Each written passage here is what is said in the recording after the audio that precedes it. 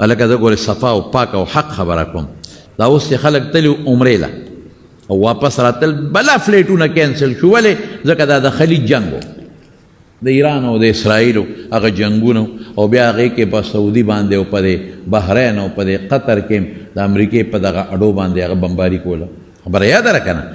ډېر فلیټونه کینسل شو. قسم دی چې زمونږ د علاقې ډېر خلک په بحرین کې ډېر هلکان، په قطر کې او دارنګې په اماراتو کې، په دوبۍ کې جړل به چې خدایه دا خو پلیټونه بند دي، مونږ خو تللی نه شو، دا به څه کوو؟ او بمبارۍ.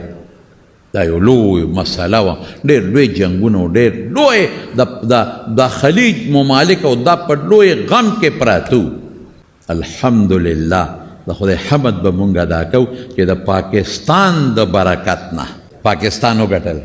دا هغه ملک دی چې جوړ شوی د خدای په نوم دی، دا هغه ملک دی چې په ډېرو قربانو جوړ شوی دی. نو د پاکستان زه به پاکې خبرې کوم د موجوده حکومت او بالخصوص زمونږ فیلډ مارشل صاحب چې کوم دی، حافظ صاحب، پاکې خبرې به کوم.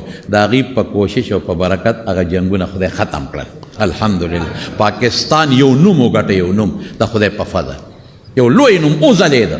نن په ټوله دنیا کې ستا ملک ځلیږي د خدای په فضل.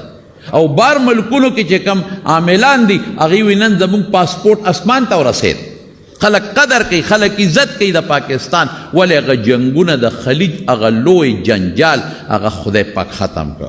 دا د خدای فضل او د خدای کرم. او ای دغه مردار که دی خدای غر کې ټرمپ دی که ډرم دی، دا خدای غر که دا جنجال ټول دې سپیره جوړ کړی دی. دې حرامي د مسلمانانو په سر اورونه بل کړي دی. دا شکر دی چې دغه حرامي نن پاکستان ته محتاج شو، دغه رزیل. نو نن هغه هم وایي در پاکستان شکریه ادا کوم. او د پاکستان د وزیر اعظم او د دغه فیلډ مارشل صاحب نومونه یې غښتي دي چې د دې د برکت نه دا شی. او وی خبره نور هم جوړېدو واله دی، وایي زم پاکستان ته را روان یم. نو ښه ده چې راشي د پاکستان عزت به وچې، خو ډېر پلیت قدم دی نو به هر کیف.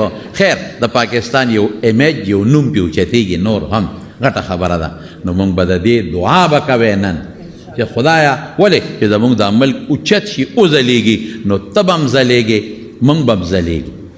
خدای دې زمونږ دا ملک وځلی، نور دې هم خدای وځلی. او چې دا څومره کوششونه وشو، چې دا څومره کوششونه وشو او په دې مسلمانانو ملکونو کې دا امن راغی او بدامني ختمه شوه، دا د پاکستان د کوششونو په برکت باندې.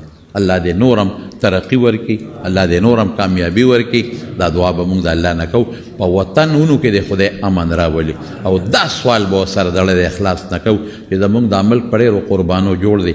الله دې دې له نوره ترقی ورکړي. خو د دې ملک کوڅه کوڅه، ګوټ ګوټه، گلے گلے او کوڅه کوڅه د الله د قرآن او د سنت په رڼا روښانه کړي. دا سوال به ولګوو.